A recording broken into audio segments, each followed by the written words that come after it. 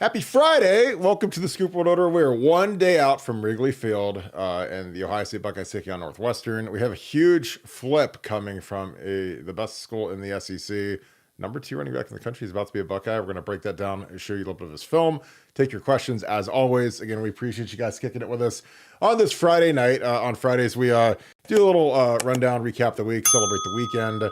We're rooting for Jake Paul tonight. He's an Ohio boy versus Mike Tyson, so that's a free fight on Netflix. There's gonna be a lot of good stuff going on over the next couple days, and we'll have our post-game show at about 3:30. As soon as the final second ticks off the clock, we will be live. Nevadabuck and I will break down what we saw, what we liked, and we'll always do our all-22 film breakdown, which is we give it to you first, guys. We know you guys love the film breakdown, so we try to get those up and ready as soon as the post-game show is on.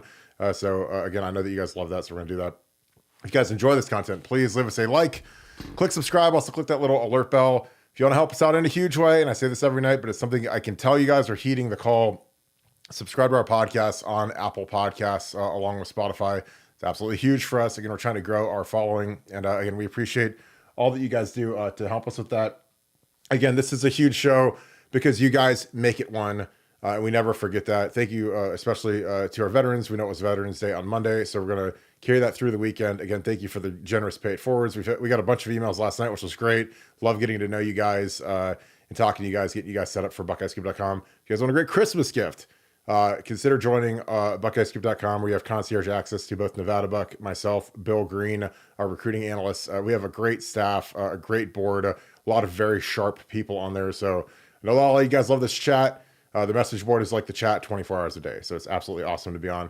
And we appreciate you guys. So with that being said, bring in my good friend, Nevada. I think that we have an Alabama-based running backs coach who could be poaching somebody from Alabama, a kid from Montgomery, Alabama, of all places. And he's a really good-looking kid. He's the number 2 rated running back in the country. Tell me about Anthony Turbo Rogers.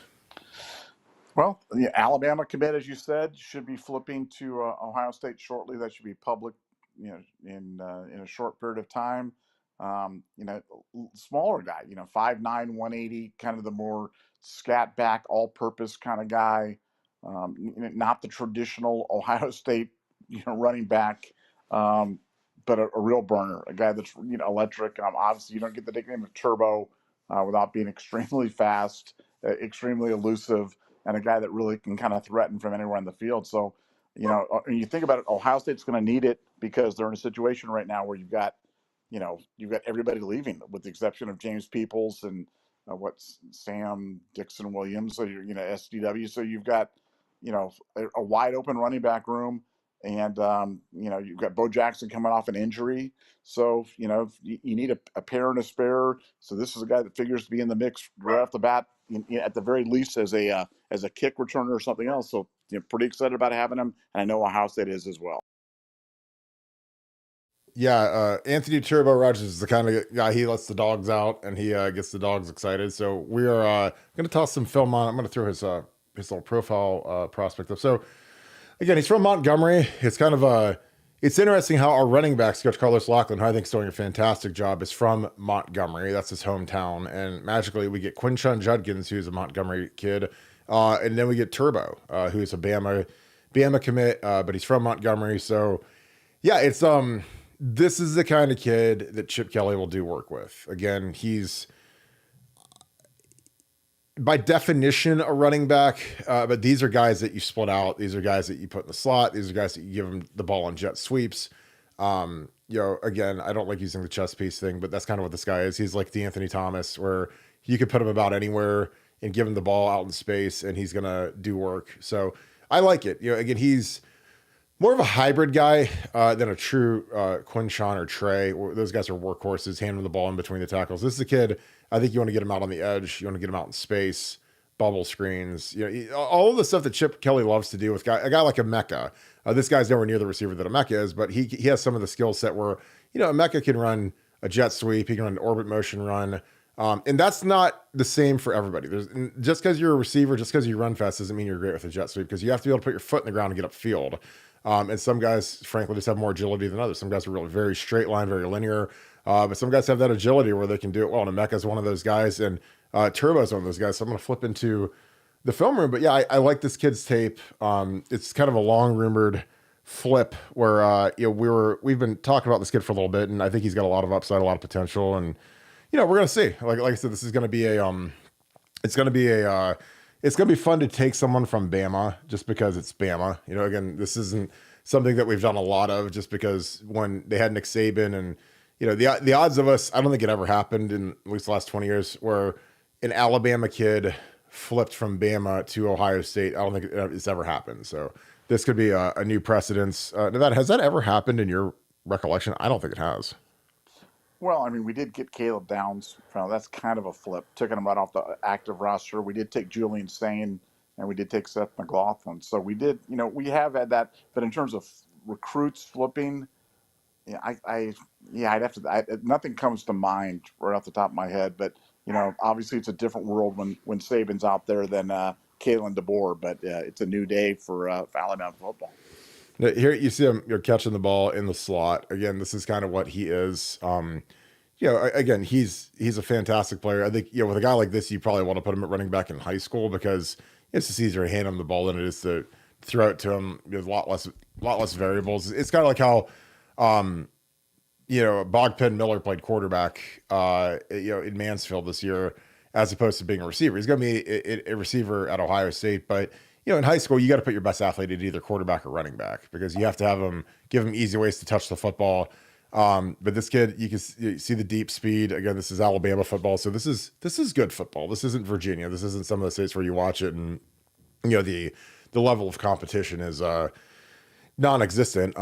There's some good schools down in Montgomery. Pike Road's really good. That's where Quinshon's from. Real competitive. So again, Alabama gets some good players out of the state of Alabama. And this is one of them. So, yeah, I'm excited. Again, kick returns. Again, I always love guys that have the versatility and they have the attitude where they're excited to play special teams. I think that's hard to find in modern kids. So yeah, I love watching this kid's tape. Nevada, we've seen him catch a touchdown, rush for a touchdown, run a kickoff back about 70 yards. What stands out so far as you watch a little bit of this tape? Well, just just the speed. I mean, some guys just kind of jump off the screen being faster than him. I mean, I think generally when you watch tape, everybody looks kind of fast, but some guys just have that extra burst, that have that extra ability to get up to top speed quickly. And that was really what made Ted Ginn so special. I mean, Ted Ginn was obviously extremely fast, but he had the ability to get up to top speed in 3 strides or whatever it was. And I think Trevor Rogers has got the same type of thing. When he gets going, he's not a long shot. It doesn't take him 5 and 10 yards to kind of get going. He can get there to top speed quickly, and he runs unafraid, and that's why he's so effective because to be a kick returner, there can't be any hesitance, and this is a guy that runs without any hesitance, plays bigger than his size, and as you said, Chip Kelly has done wonders with guys like this in the past. No reason to believe he won't have some stuff cooked up for him at Ohio State as well. So I'm excited to see him.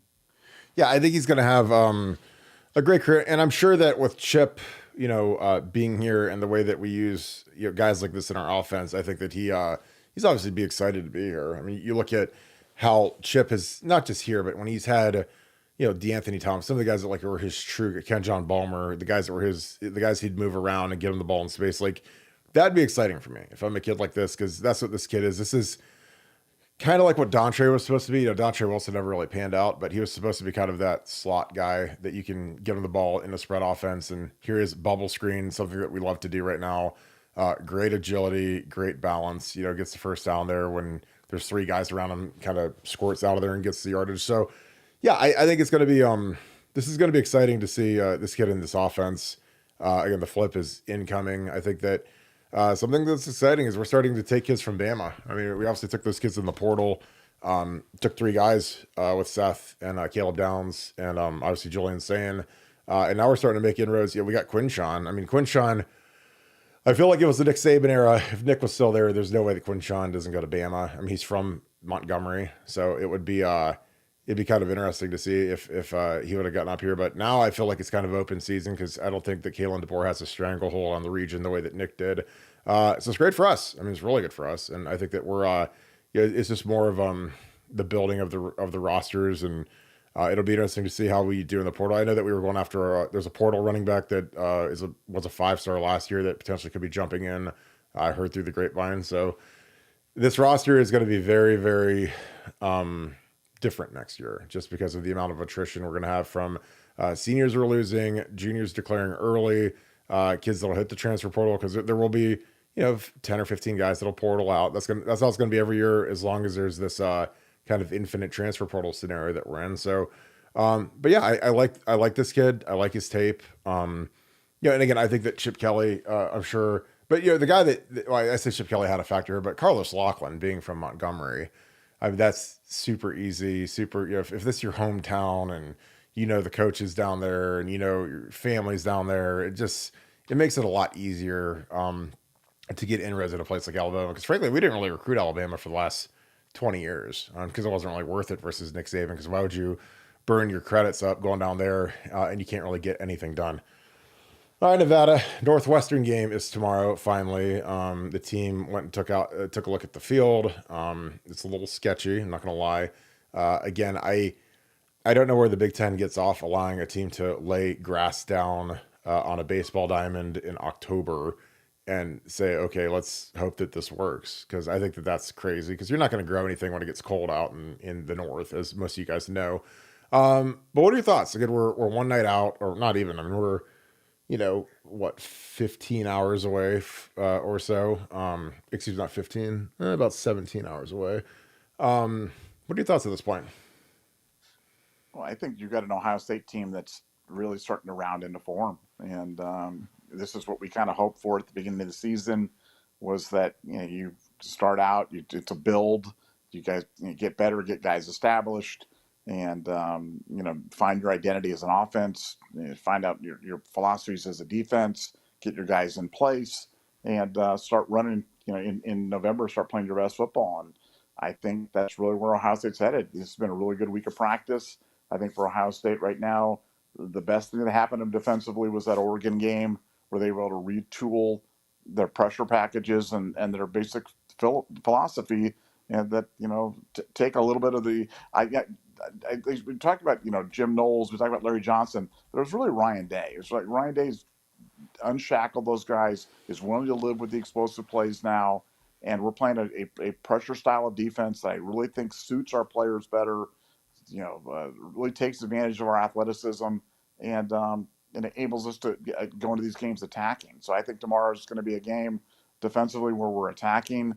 I don't think we've seen the last of the Jack. I think we'll probably see the return of the Jack, the dreaded Jack. We'll see tomorrow.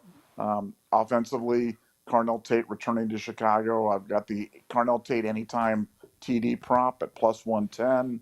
I've got the Quinshon Judkins anytime TD at minus 200, just because Quinshon didn't have a great game last night. I think they're trying to get both guys kind of firing, and obviously Trey at 14 yards of carry last game was kind of cooking. So I think they'll try to get Quinshon going, heading into Indiana. Again, I don't want to jump ahead to Indiana from the Northwestern game, but Indiana's feeling really good about themselves. They're feeling they're gonna come into the stadium very confident, almost borderline cocky about their ability to come in and compete. They feel like they're at full strength, and that's going to be a heck of a game. So just tomorrow, get it done, get Carnell an easy early score, get Quinshon an early score. At halftime, let's get the starters out and let's get ready. But I've got the game tomorrow at my final score prediction is 42-3, Ohio State in a game that's never really close. Yeah, I think it's I think you're spot on. I think we're going to suffocate them. Like, the defense and the running game on the road is it's so dangerous, because again, like with Will Howard being able to run, I think it's the great defeater, which isn't a word, of weather.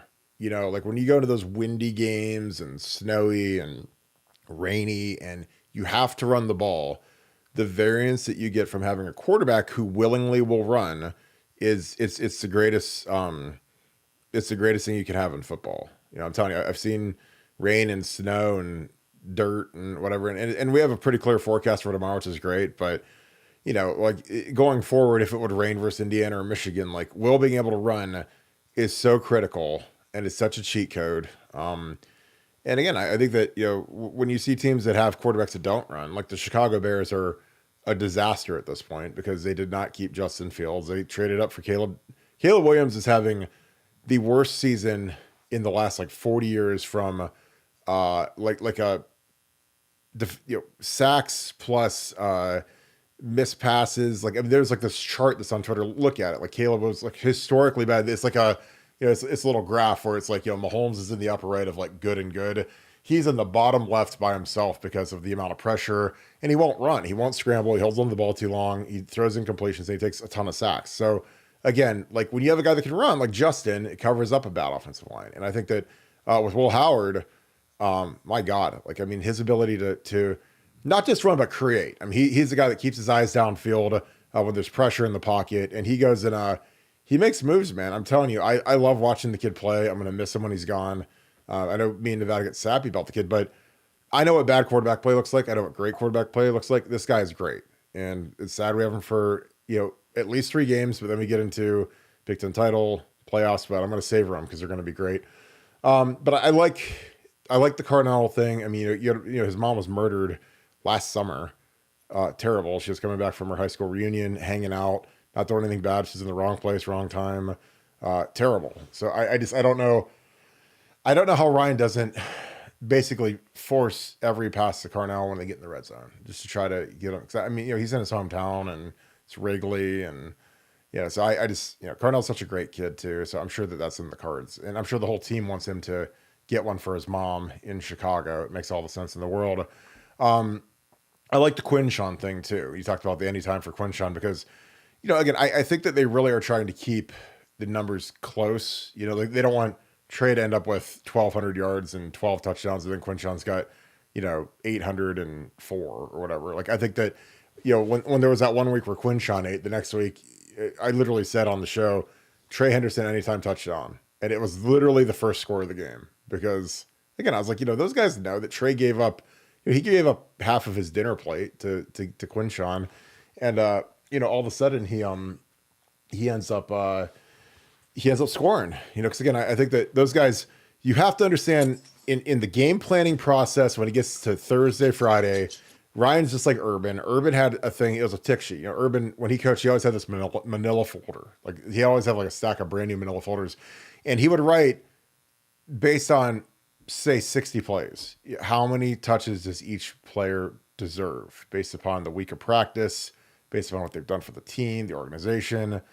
So he'd get up, okay, Braxton gets 10, Philly Brown gets 5, Carlos Hyde gets 15, whatever. So the whole thing goes through the same way with Ryan, where it's like, if you have 60 plays, I mean, those get eaten up fast. So if you give 10 to Quinshawn, 10 to Trey, you got 40 left for the receivers and for Will Howard to run. You got to give JJ at least 10, if not 15. So, I mean, if you have Quinshawn, JJ, and Trey, and they each get 10 to 15, I mean, you're at 45. You've got like 15 left for the rest of the team. So it's tough. But again, that's part of being coach. And again, you got to make sure that the right guys get targeted and touches. So I think it's going to be exciting. Like I said, I'm really rooting for Carnell to get that touchdown. I think he deserves it. He's been through a lot. So yeah, just kind of, it's going to be a huge game for us. All right, Nevada, I got a couple super chats. Anything else before we get into these super chats? No, tomorrow's one of those. It's a kind of a no-win game for Ohio State because there's no way you're going to look good in a situation like this. So just don't look bad and nobody get hurt. Nobody get hurt is the biggest thing, because I'm telling you, there will be a riot if somebody gets hurt in this sorry ass turf that we've got. All right, let's go super chats. No way, Walter Jones. Walter Jones, thank you for the 5. I don't know if you're not the Walter Jones. Showing love from Texas. Family moved here from Newton Falls. Do you guys think we will do scheme-wise on offense this weekend, player prop-wise? And when I said the Walter Jones, of course, I meant the left tackle from the Seahawks, who I'm sure you're familiar with. He's a Hall of Famer. Great guy. I've met him multiple times. He is a superstar left tackle. I think that we're going to try to run it, establish the running game, do what we normally do. Stretch it out. Like I said, I think that as dumb as it is, and you guys can say that I'm soft, I don't care. I know I'm hard as nails, but I wouldn't take a deep shot into that end zone where the concrete barrier is 2 feet away. because I think that's no. I hate that I have to say that out loud, but I mean, if I'm the coach, man, and I got JJ running a 4-3 into a concrete wall, like, I'm sure they'll have people there. Like, I'd run over the idiot cameraman or whoever's down there. I'd have them stand there because they're all a little blubbery and soft, so they could just be kind of like a cushion for JJ or those guys. But I think we're gonna run, run the two running back thing. Something that we haven't done, and I think it's because we're down offensive lines, we haven't shown unbalanced at all, which is where you run the tackle over. And that was a big staple out of Ryan in the running game, where we would have, like last year it was Luke Montgomery. 2 years ago it was like Enoch. 3 years ago it was Donnie. They would have some guy in like a number 96 jersey or a number 48 jersey. And they would line up at tight end and run the ball. We have not shown that at all. And the way that Ryan did it, which was actually really smart, is it wasn't like technically unbalanced. They used to put Donnie in the 41 jersey and they'd put Enoch or Josh Schreier in the 41 jersey. Because then he's technically eligible as a tight end, but he'd line up as a tight end / tackle, and he wouldn't be in the program, which again that's by design. That you put these guys in 40. We had Caleb Downs in 48 to recover the onside kick. You do that so that you can kind of mask who it is, because if you're a guy up in the booth and you're looking at the roster sheet and they're like, who's 41? Who's number 41? And he's not on the roster, right? But it's some big dude. So obviously you can tell they're trying to run an extra tackle. What unbalanced means is you have a tackle go over, and you have the tight end basically play left tackle. So we used to do that a ton. When we scored, when Beanie Wells had his super long touchdown versus LSU, there was like a 80-yard run or whatever it was. Like, we were in unbalanced. Like, I was playing left tackle and Alex Boone was actually playing tight end next to me. It's just like a kind of a little change of pace type thing. We haven't seen that. It'd be interesting to see if we see that and put that on film. But yeah, like, I think that, this is a game where I think you got to get the young guys as many touches as you can. You get up by 4 or 5 scores, empty the bench, get the young guys touches, and let's roll. Because I think that's going to be the key. Because a lot of these young guys are not going to play the rest of the season. Like, they're not going to be playing versus the playoff teams or versus Oregon. So, this is the last chance to make some of these guys feel good as we go into the tougher part of the schedule with Indiana and Michigan. Nevada, Walter Jones, again, thanks for the 5. He says, showing love from Texas. Love Texas, by the way. Family moved here from Newton Falls. What do you guys think we will do scheme-wise on offense this weekend?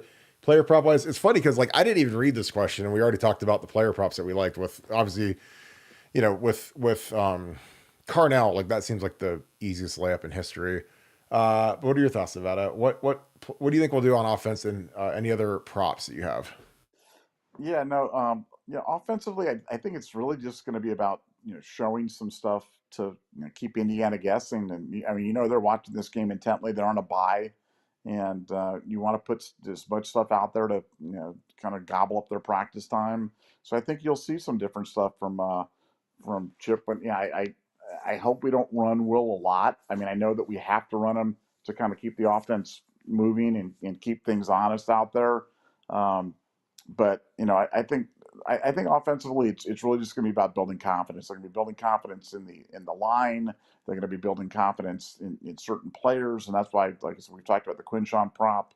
Obviously, Carnell returning home to Chicago. I think it's going to be a big one. I think a guy like Jelani, who they're trying to build up, you could see him get some love, some things spread his way. So, but I really think that's what it's going to be. It's just going to be about game reps, keeping guys healthy and putting stuff on film. So I don't think we'll see, there won't be anything, breakthrough, but I can tell you right now, they love the 2-back set. They love the 2-back set. And I know they've run it a bit. I really think we're going to see more and more of that. I don't know if we'll see it, that much of it tomorrow, but we might, because Chip really loves the versatility that he gets out of that. And, I think that's going to be, I think that'll be the thing. But I think both running backs, I think all the running backs, including James Peoples and SDW, are going to get carries tomorrow, because I think we're going to be able to, pretty much run it at will at these guys and name our score. So we'll see. I mean, that's like a total shot in the dark, but I kind of love the idea of trying to get Jelani a touchdown. I mean, in the red zone. I mean, he's 6'7", for God's sake. So, I mean, you want to talk about a guy that needs momentum. He's gained momentum over the last few weeks. Ever since that catch at Penn State, he's playing more and he's heading in the right direction. And, I think that again, you still got to earn everything around here, and you got older guys, you got a Mecca to feed and everyone else, but you know, Jelani should be a huge threat in the red zone, being 6'7". Like, I mean, I'm just telling you, like, you throw it up and he dunks on a guy, and that's what he's there for. It's what he did in high school. He can catch the ball. He's a good athlete. So, again, like you run a little delay pass where he's in there blocking, and then he releases and you loft it over the top. It doesn't have to be some sort of a scud missile or some sort of a low percentage. Sure, it could be the easiest throw in the world. Like when I played tight end in high school, I mean, all like when we'd go for two, especially my freshman year, it was our 2-point play. We ran a play called Rocket, and literally I would run like 7 yards and turn around in the end zone, and like I'd barely ever get covered. They throw it right to me. I'd catch it like this. It's hilarious. It was just like the easiest money in the world because I was big and everyone was small. So again, Jelani should be able to do that for sure. All right, we got Connor, thanks for the 5. Sending love from Michigan. How will we look? How would we be looking offensively this week? I think we're gonna look strong. I mean, again, like Northwestern doesn't pose much of a threat. They're kind of like the Mike Tyson of the Big Ten at this point. They're not good, and it's like with the Nevada and I are excited about this Mike Tyson Jake Paul fight tonight. But I just think that we're gonna kind of do what we want to do. I think we're gonna run a lot of exotic formations, get them on film, make Indiana get ready for them. I think we're gonna try to break tendencies in a big way. It's a game like this, like you don't have to rely on your bread and butter. You can break tendencies and get a little funky with it. And I think that's what Chip Kelly and Ryan Day are going to do. Nevada, do you agree with that's how we're going to be looking offensively this week? Yeah, I think this game this week is all about laying stuff for future opponents, and so if that means breaking tendencies, if that means showing exotic formations, whatever, I think everything we're doing to this is chess at this point in time, not checkers, and Chip and those guys are going to be laying stuff for 3 games down the line, or certainly next week, where that Indiana game looms large, and yeah, like you said, when you know that you've got somebody watching you closely, you can use that to your advantage as well. And I'm sure Chip and Ryan will use that to great effect. Rohan Van Gogh, thanks for the 5. I was watching Northwestern film. QB passes have way too much hang time for the distance they go. Yeah. Yeah, he is a walking turnover. Cornerbacks feast, get a safe lead, and then the rest of the guys keep them safe. Yeah, like again, they're grown men, and it's a physical game, but and anybody can get hurt in practice in the weight room. Like you can see anything happen, but you want to get these guys off that field as fast as possible. Like let's just be real. And it's funny because like the horseshoe's not much better, but again we want to just get through this thing. There's no way we lose and get through it. Nevada, your thoughts? Again, Rohan, thanks for the 5. Appreciate you, man. He says was watching Northwestern film. QBs passes have way too much hang time for the distance they go. Cornerbacks face get a safe lead, and then rest of the guys keep them safe. What are your thoughts?